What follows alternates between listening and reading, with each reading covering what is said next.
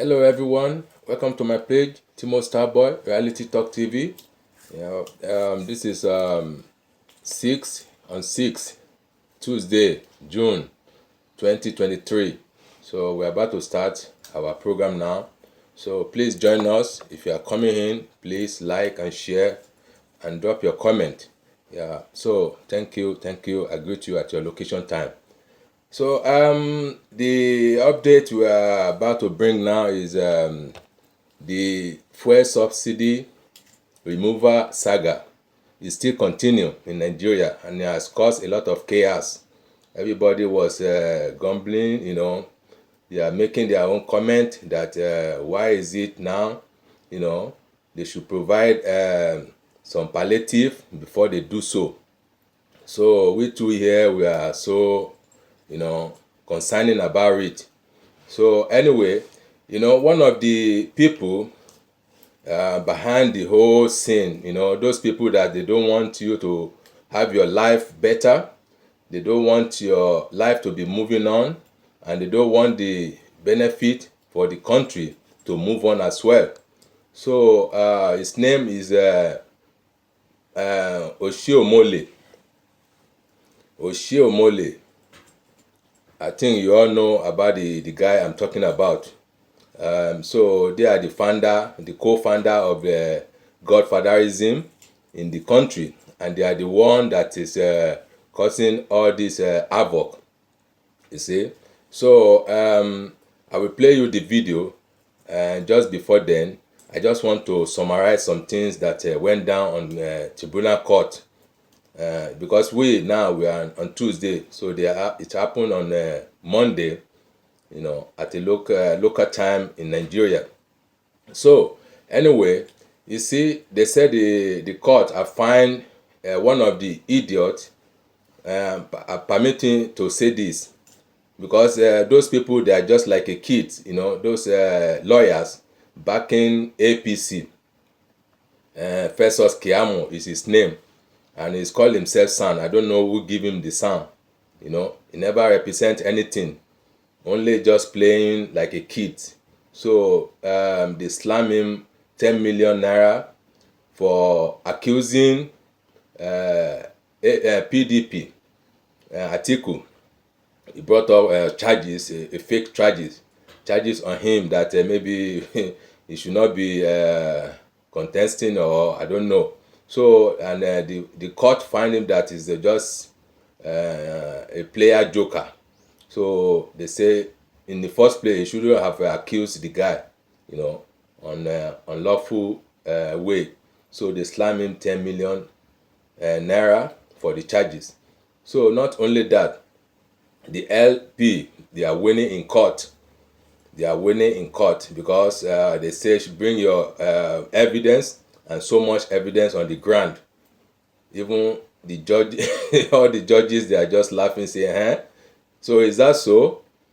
This is not a joke matter, though. This is a serious matter. So just let me play you the video before we move on. Okay, so these are the video. So from Channel TV. Okay, let's hear. Of subsidy remover has been with us for several years. Remember the very popular petroleum subsidy agitation in 2012. Please don't forget to comment, that popular share, and like. nationwide Thank you. protest. God bless you. I mean, the major one that took the attention of the world was the one held in Lagos that shook the city during the President Goodluck Jonathan era. So there was a debate organized by the Newspaper Proprietors Association, a town hall, which held at the Muson Center in Lagos. Some of the main characters in the matter at the time are still very much involved in today's conversation. Let me remind you quickly of some of the sound bites of that debate at the Muson Center. This is one from former NLC President Adams Oshiomhole. Take a listen to him. The question, removal of subsidy, in whose interest? I will say it could be in the interest of everyone. It may also be in the interest of no one. Because the removal by itself does not address the real issue that define who benefit and who doesn't. Public policy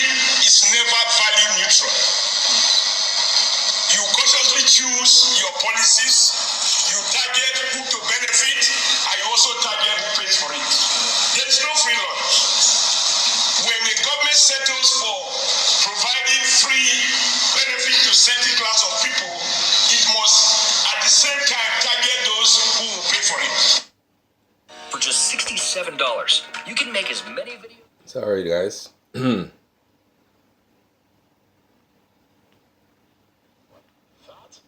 Was just a portion of what Mr. Adams Oshomole said at that time. Well, his very good friend, who was the vice president of the NLC at the time, Comrade Issa Aremu, does not agree with Mr. Oshomole's position at the time. Let me remind you of what he said. Niger Republic, just within 3 years, they built a new refineries. Niger Republic, within 3 years, they have the rigs. They also have they constructed almost 150 kilometers to their refinery. Now their refinery, and they are the first day they refine about 20,000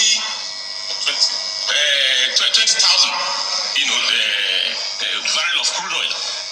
What is good for Niger is even far more imperative for Federal Republic of Nigeria. So if we say the population of Qatar, Saudi is really minimal, we should ask ourselves, what is the level of their crude oil production? Why should we not meet even our OPEC quota? So why are we seeing problems instead of seeing challenges? So if we consume 35 million liters, that cannot be a problem, which means a good market. Then build more refineries, and let's start now. That is the position of the Labour at the time. I hope you're getting my drift right now. There are different positions at the time. Now, the CBN governor is one of the panelists from the government side at the time where he started as this change. Sanusi Lamido. Sanusi had a very strong push from the government side. And it was a very viral soundbite coming from that the CBN governor at the time. Take a listen to him. Let us look at the ideology, and this is where Labour should look. If you subsidize consumption of imported products, what you are doing is creating production facilities, keeping them open abroad, creating jobs abroad, and Labour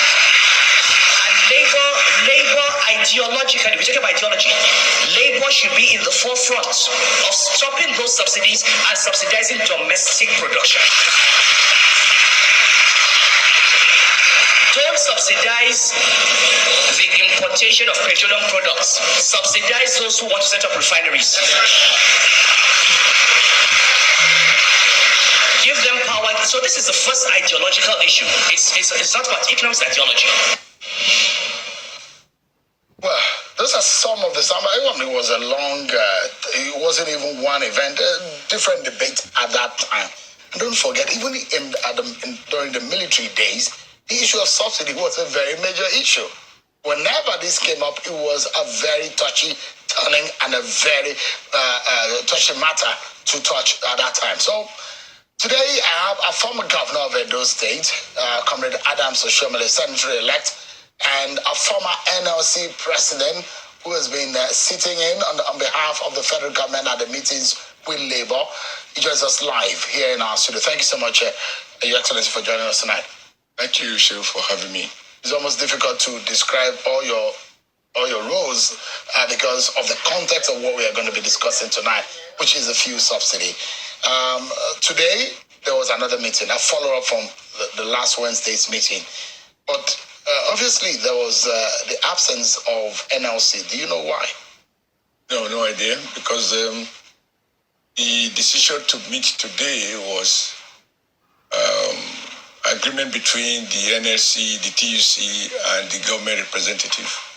Because that was the first meeting to exchange ideas and side out various parties what they thought and all of that. And we were to meet today to exchange further ideas and see how we can find a common ground. Now, I'm not in a position to tell you why they were not there. So, what was the agreement today? Did you agree today, or was it another deadlock? I don't think when you're having a conversation, it's between agreement. It's not. You refer. It is not that you agree or you have a deadlock.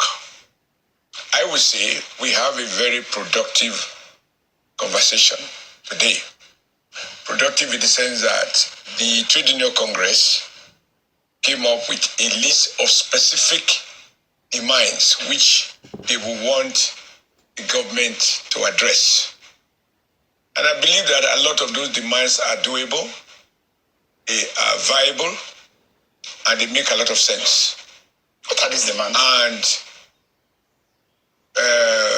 government in return agreed to look at this comprehensively and revert back on Tuesday with a view to finding a common solution. Of course, there are a couple of them. I will just speak to one or two or three. Okay. The first is the fact that when you increase wage, you withdraw subsidy, you try to make some savings. In the case of Nigeria, it's even now much more serious. Because we're now talking of bogus figures like 6 trillion, 7 trillion naira in a year.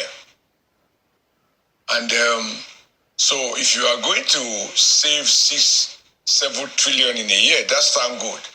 If the policy implication is that you save, unfortunately, the fact of that saving means that the cost of PMS is going to go up. And therefore, those who operate commercial vehicles or own private vehicles will have to pay more. And so passengers have to pay more to go to work and to return from work. Farmers have to pay more to go to the market, to sell their farm produce, and also pay more to return back home. So, in a sense, there's no question that removing the subsidy means some level of increase in the cost of living beyond the issue of transportation. It will cascade to every aspect of life. So, in many cities. So, now how do you deal with that? Why is Labour opposed to subsidy? Labour is opposed to withdrawal subsidy because of the consequential increase in the cost of living. So now that you have done it, then you have to deal with the other side of it, which is adjust my wages in a manner that will enable me cope with the increases in the cost of living, so that overall I protect my living standard. I think that is very, very legitimate, because the business of labor is to protect, not just protect living standard, but to even improve living standard. Everywhere around the world, nobody preside over liquidation of his own constituency. So I think it is legitimate for labor to say, if you have withdrawn the subsidy, and as a consequence are paying much more to go to work, and in no time, the prices of everything will escalate to some extent in varying degrees, depending on your location, then you should also adjust my cost, my take-home pay. Number two, if you go to make this amount of saving, then you should go to plug back part of that savings to the wheat sector to deal with my, not just cost of transportation, but I talk about cost of living, of which transportation is only one element. So I don't think anybody can fault the demand of labor. I certainly think that there's a lot of merit in it. Now, the issue is then, by how much? Now, that is something that has to be discussed. The second is, you have to deal with the supply side of transportation. Sometimes, transportation, cost of transportation can go up, not because of cost of PMS, but simply based on the law of supply and demand. So government can help to influence the supply side by procuring more mass transit buses and give it to those who have the know-how to manage them, including state government investing in mass transit transportation, so that the supply side there are enough buses, and therefore nobody will take undue advantage to mark up cost of transportation in a manner that we create a lot of hardship, all over the country. Again, I believe this is doable, and it's not a new ground to be broken, to be done before. The challenge has been that these policies are not sustained. But what that means is that this time around, if you recognize that there's need to assist on the supply side, then you will have to ensure that you put the mass transit in the hands of those who have the know-how to manage them. And they are not giving away as a token. They're giving away you are assisted to procure it, but you have to also manage the fleet in a way that you can refund or repay the money that is made available to you to the procurement or government bus purchase, and then give it to those who can run them efficiently. So these are some of the issues raised. Just some of them, and yeah. it does look like the federal government team agreed with those positions. But you have to go back and look at them and get back on Tuesday. That's the plan, isn't it? Yeah, because any day if you ask me, and I think even the president has spoken to that, you can't increase my cost of living and ask me to find an abandonment to myself. The president himself has said he is committed, he believes that the minimum wage should be increased. And not only that to be increased. However, because we are in a democracy, but even in a dictatorship, what now constitutes a realistic minimum wage must be subject of negotiations by the social partners. It's not something that the president can decree. We pass the era of president decree that follows. So it has to be the result of negotiation between the trade unions, the organized private sector, usually represented by the Nigeria Employers Consultative Association. And of course, you also want the state government to be able to be part of it, because they too have to pick up the bill arising from whatever agreement is reached, so that whatever agreement that comes out is one that benefit from the input of all those who will be affected by it one way or the other. So immediately, the low-hanging fruit are what you're looking at, and perhaps a longer-term measure to be able to cushion the effect. But these low-hanging fruit include maybe providing mass transit transportation buses or vehicles. Is that it? Yes, plus. You can increase wages tomorrow, but I'm not sure you can procure 1,000 buses tomorrow, because they are not assembled here. Even if they are assembled here, you can't assemble them within 48 hours. But none of the option, including wage increase, that you could do without the benefit of time. So the question here, comrade, is that the price of petrol went up by well over 150%. So the question is, by what percentage will the wage increase?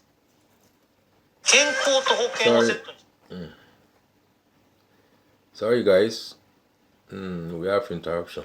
Okay. For the social partners, that is a matter for the workers' unions as represented by the Trade Union, Nigeria Labour Congress, and the Trade Union Congress. On the one hand, the Nigeria private sector employers, and the federal government and the state government. Because you are looking at what determines the rate of pay. You're looking at cost of living. You're also looking at the resources available once you are committed to an agreement. One of the things that this president must never do, and which he promised he would do, is that Nigeria must break away from the era in which government sign agreement in the morning, and in the evening when it is time to cash the check, they tell you that they don't have ability to pay. Now, to put an end to that, you must run the numbers. And for example, how much am I saving by stopping this so-called subsidy? You have the figures. What is my current wage bill? You have the figures. If I increase the wages across board by X percentage, what does it translate to? So if I take X from the savings and put here, what does it translate to? So you have to run those numbers so that at the end of the day, what you agree to on payday, that money must be transferred to the bank account of each and every worker. Because put an end to signing agreement, and on payday, there are stories about ability to pay. Because running the numbers, I remember that the Minister of Finance and the CBN governor was at the time, and I'll pull you back to the conversation of 2012, which is not totally, there isn't so much departure of the situation of the Nigerian economy and compared to now. Nigeria borrowed well over $1 trillion at that time.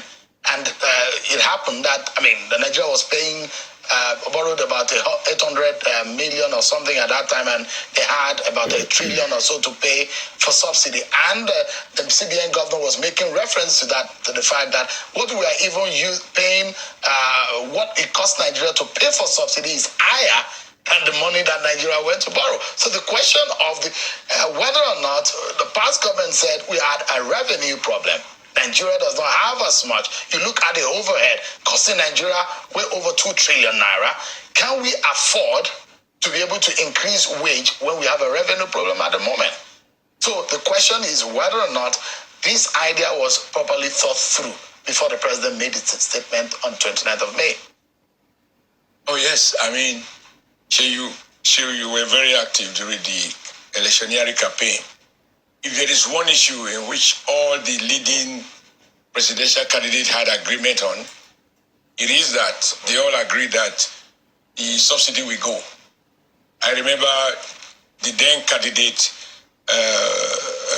Peter Obi, saying he will remove it the very first day. Candidate Atiku said the same thing. Candidate Bola Tinubu said the same thing. So in other words, I can even argue that since these three leading presidential candidates all told Nigerians, look, if you elect me, I will, among other things, remove the subsidy. And Nigeria proceeded to vote for them.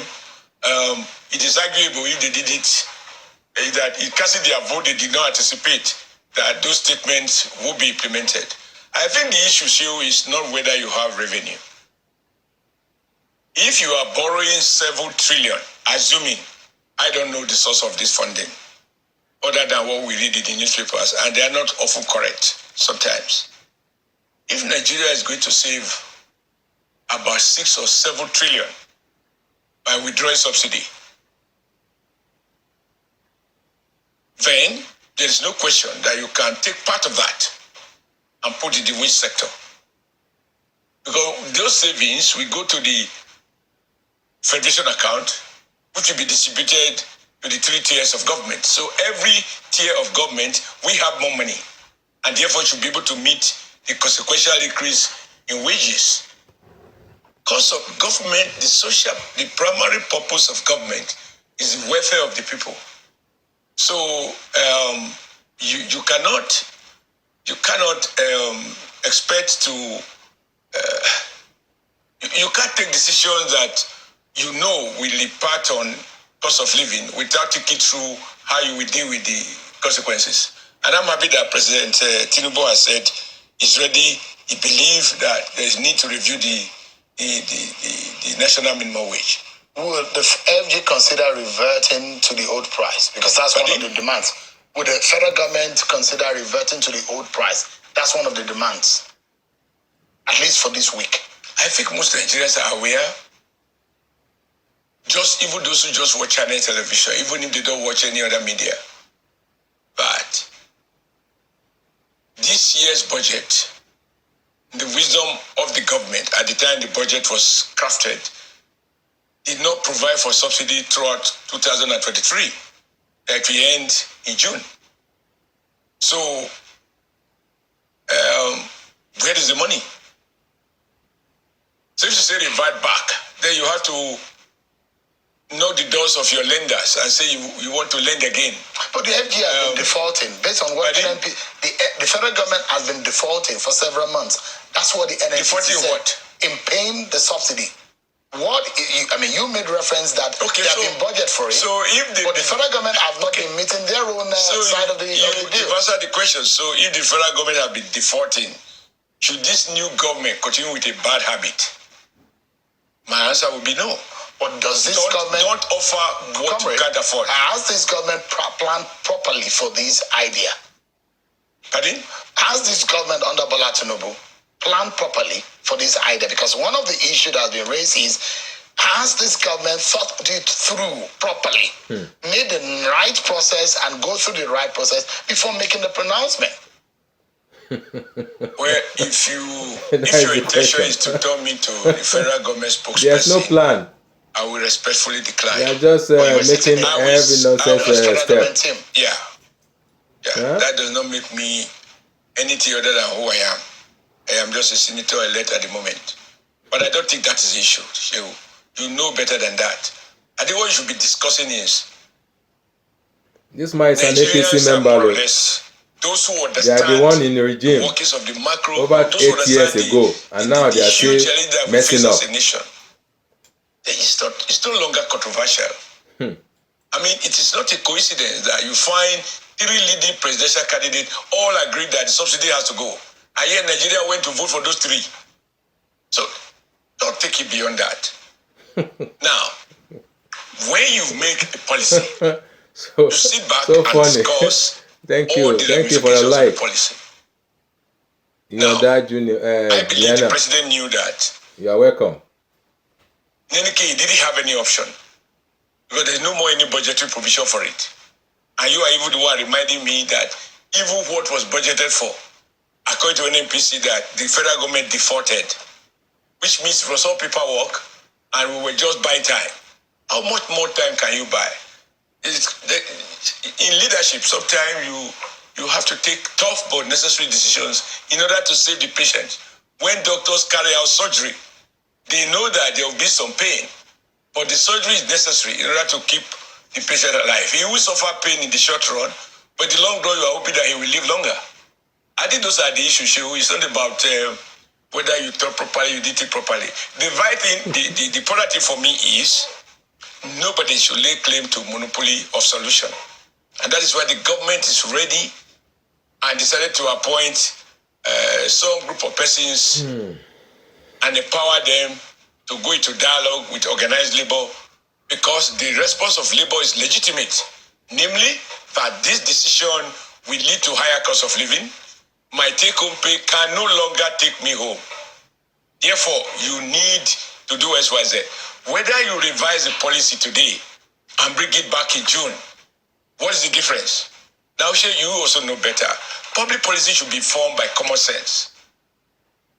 It's not about ego. You know that assuming today the government was to announce, I'm revising the policy until June, the marketer will start hoarding and the price will go even higher. During the last fuel crisis, I found myself paying 1,000 naira a liter in a place in Edo State where, I ran out of oil and I had to refuel in order to be able to get back home. Is it And I true? wasn't the only one. Many people went through that. Is it And you true? see people sleeping in petrol stations. Who is the and so on and who so is forth. deceiving So who? once it is in the air, Who is that deceiving you are who? going You to people that you process hold the it, date, the you are oil, going to you hold change the prices. country. Audit will result. Dictatorship. The Nigeria state does not have the capacity to jail Dictatorship all leader. those who resort to certain habits that can be considered to be economic sabotage, which hoarding, in my view, represent. And so we have had to live with these marketers holding the country to ransom, cutting corners, and so on. In the city, they can please people like Shehu by assuring the NNPC station sell at a true price, but 2 kilometers outside Abuja, you want PMS, and your tank is dry, you pay the rate that the marketer is willing to sell.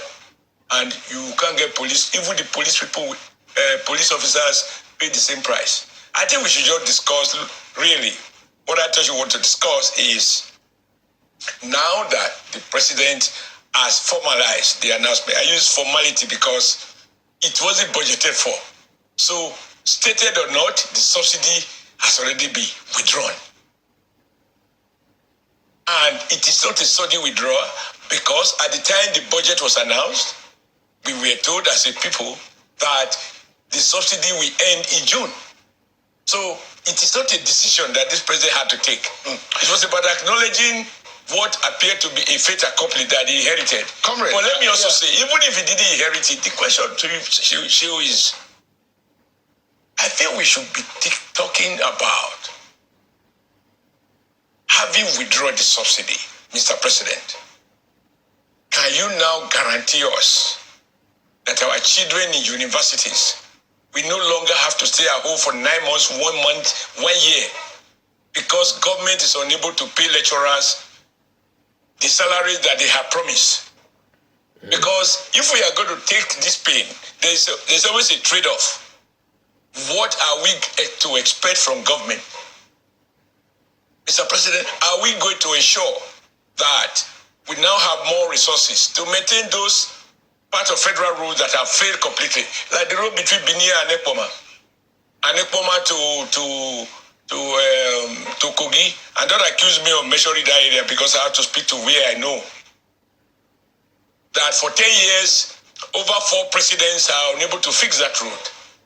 We can't accept that as a way of life. Comrade, let me jump in quickly. Yeah. I think the real issue should be, if you withdraw the subsidy now, what will you give? First, the short run, I mean, talking of low-hanging fruits. The worker is going to go to work tomorrow. How does he cope? It's a practical question. Yeah. So, the reason why I'm a bit critical with you, because as a two-term governor, policy decisions are procedural. Yeah. You think it and you plan it and you strategize it before even voicing it or before acting on it. And that's the reason why I'm asking that if this policy were to be executed, I mean, there should have been some plans on the ground to cushion the effect of the policy. Yeah. But let me quickly take you on. That's what we are talking about. That one. Yeah. So, see, as I advise you, don't try to, don't tell me to government spokesperson. What was your role on that committee?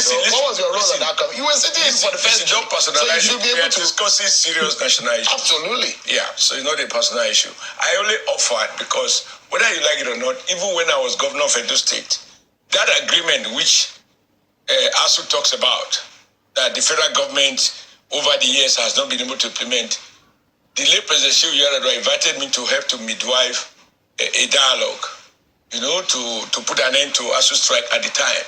And we crafted that agreement, and the two sides signed. I was only a witness. And I'm shocked that government after government is not able to pay. Now, this government has made a pronouncement. It has proceeded to immediately set up a committee. And we have said, look, this is not like what government used to do in the past, in which you set up a minimum wage committee, for example. You sit for 2 years without agreement. This president recognizes that the effect of the withdrawal is already here. People are already going through some level of discomfort, and therefore there has to be immediate solution to it. Now, that immediate solution is what we're discussing. And the fact that we are meeting on Tuesday again, shows that clearly we realize that this is not one of those things you want to buy time, because it has real negative impact on particularly the most vulnerable group. Right? But we have solutions to it. Because we're going to make savings. So take from that savings, or even if it is, you'll be borrowing as we do. If you are spending 94% of your total revenue to service debts, what it means is that even the salary you are paying now, that you are paying from borrowed funds, it simply means that you have to borrow less. So whatever it is, you can leverage some revenue and improve wages. Come here quickly. Let me ask. Pushing the cost of living. I think it's legitimate. I think it is doable. It's not something that you want to spend 2 months, 3 months negotiating. You can fix it as quickly as you can. So get the Ministry of Finance to roll out the numbers. What is our monthly wage bill? What is our annual wage bill? And Mr. Ministry of Petroleum or NNPC, how much did you say we are saving? 7 trillion. Okay, if we take 1 trillion or 2 trillion and put it in the waste sector, we'll make these people happy, we'll compensate for the high cost of living. We still have 5 trillion saved. Now from this 5 trillion, what are my other priorities? Because government and leadership is about priorities. Talking about my experience as a governor. Okay, I have promised the Nigerian people that the child of the poor will no longer spend 5 or 6 or 7 years in university for a 4-year degree program. And the problem has been resource gap. I'm putting 1 trillion. The last time I listened to the immediate past Minister of State for Labor, he said what ASU was demanding was around 900 and something billion. If that is true, and you're wasting or borrowing 7 trillion naira, I will have no difficulty taking 1 trillion and put to the university sector. Get lecturers properly paid, get the lab properly equipped, get lecture rooms renovated, and ensure that our young ones are taught in a conducive environment, so that although you have this, you have to pay a little more here. We are taking measures first to cushion cost of living. You are also addressing one of those things that, in a way, is creating a two Nigeria where only the children of the rich, have their academic calendar uninterrupted, and the children of the poor have had to spend endless years pursuing 2, 3, 4 more years for a degree that. Yeah. So quickly, I have a few questions that I'd like you to help us tackle quickly. How soon can we have a wage review? Sorry.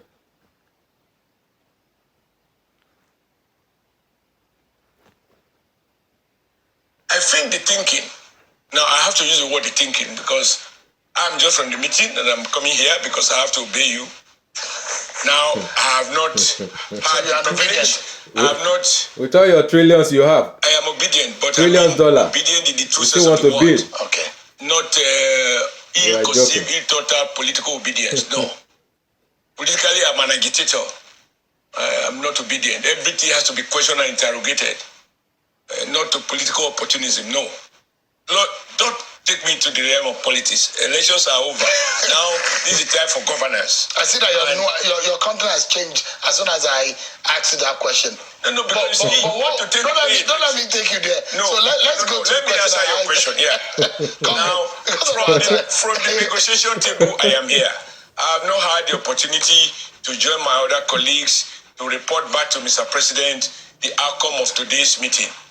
But the general thinking of the panel which the president has put in place and flowing from our understanding of the president's commitment to address the social purpose of government is that he is willing, and he has said so, that he will review the minimum wage.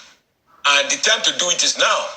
I think that Nigeria should expect, I hope, that within the week, the committee should be in place. The Minimum Wage Act also provides for the composition of the committee that reviews minimum wage. So that can be put in place within a week and given limited time within which to reach an agreement that is implementable.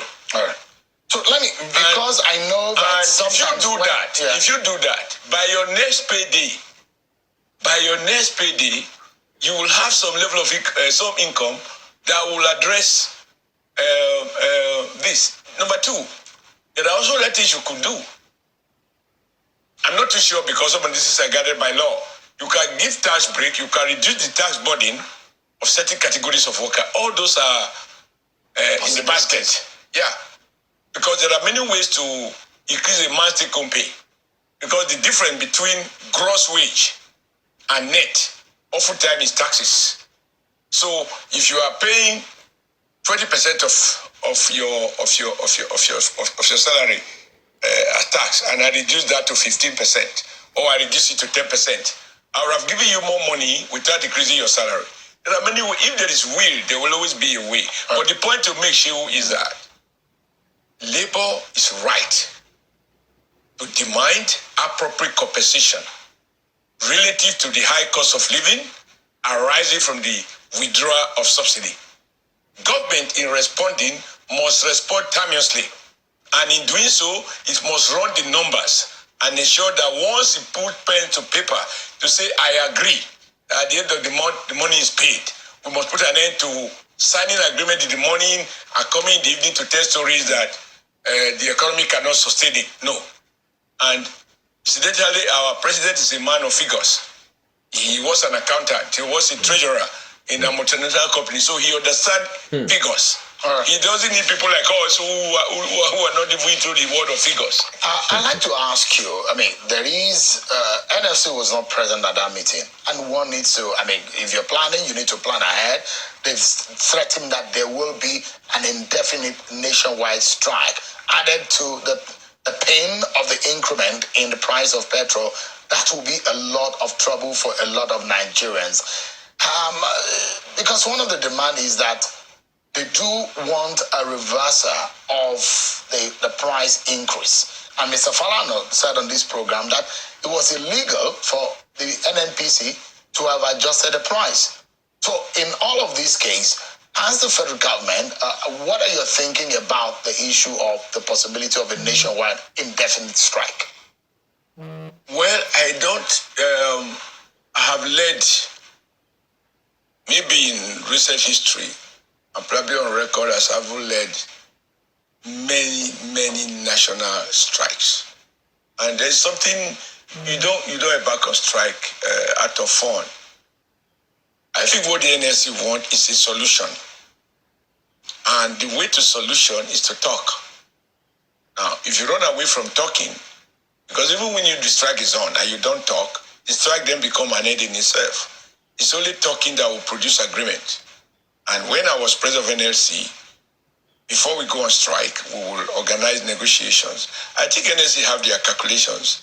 Because I am committed forever to standing and defending the legitimate interests of organized labor, I'm not going to be able to sit down here and try to imagine why NSC thought they would rather give ultimatum rather than resume discussions today, because there's nothing in the books that says don't talk. Talking is the name. Even generals, after battle, they sit back and discuss how to manage the territories that they have conquered. So I guess they have their calculation, but I'm very hopeful that between now and Tuesday, we are meeting on Tuesday, and the whole idea is, look, let's find solution. All right. There is no denying the fact that there are consequential issues arising from the decision. I think everybody recognizes that. And that you don't just recognize this and lament it. You need to take bold and imaginative steps to deal with it. And there are very many viable tools that can be deployed. Because who consume fuel more? The one that hurts me really, but which unfortunately, hard as we try, I'm not sure how successful we were, is the fact that kerosene, which is exclusively for the poor, is gone out of subsidy basket. Diesel, which the mass transit buses uses, is gone. It's only the PMS that everybody's talking about. And workers don't drive those vehicles that consume 1 liter of PMS 5 kilometers. So, see, if the country will move out of the economic mess in which we are in, there are bold and painful short decisions that has to be taken. For example, you and I know that in the name of subsidy, you have a whole outfit called Petroleum Equalization Fund, which says expressly, talking about law, and I'm sure Femi will know this law.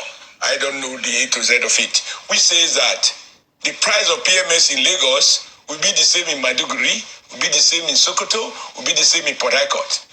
And to achieve this uniformity, federal government appropriate billions of naira every year. And yet, you and I know that we have never achieved, uniform price has never prevailed. And so, people simply pocket this money. In cleaning up all the leakages in the system, blocking all the leakages, clean up the system, and ensuring that the Nigerian taxpayers get value for money, there are many things you have to do so that you have enough resources to deal with those things that will impact positively on the private sector with regards to power supply, for example. We are lamenting the level of unemployment. We can't lament it away. We have to return the manufacturing sector back. And for the manufacturing sector to come back, they cannot be diesel driven. They cannot be generator driven. You must fix power. There are a whole range of things you need to do. You must sustain the maintenance of federal highways. You must continue with the rail system, but maybe redesign in a way that it addresses the economic hubs. So that we move away from this primitive tradition in which you are putting trucks, everything on the road. And so the road don't last 6 months and they break down and you have so many people dying on our federal highways every day. I think there's a lot that can be done. What is important is to have the goodwill. I believe the NLC has a reason to be angry, but it is when you're angry that the test of leadership comes in. Right. Thank you. Because we need solution which will be formed by clear thinking, so that the constituency the NLC represents will find relief that will not make life so unbearable without inflicting more damage even to themselves. Strike is not a tea party. I'm sure that it is not with pleasure that they made those decisions, and I believe they will. Between now and Tuesday, I hope they will participate in Tuesday meeting, and if the meeting finds solutions to what they want, I expect that they can have a review. All right. Comrade Adams Oshiomhole, former governor. All right, guys, that was the word here from Godfatherism, Oshiomhole. You know, I call him Godfather. Godfather of all time. So please let me know what you think. You know, drop your comment below, and don't forget to share and like. Thank you. God will bless you. Have a lovely week. Bye.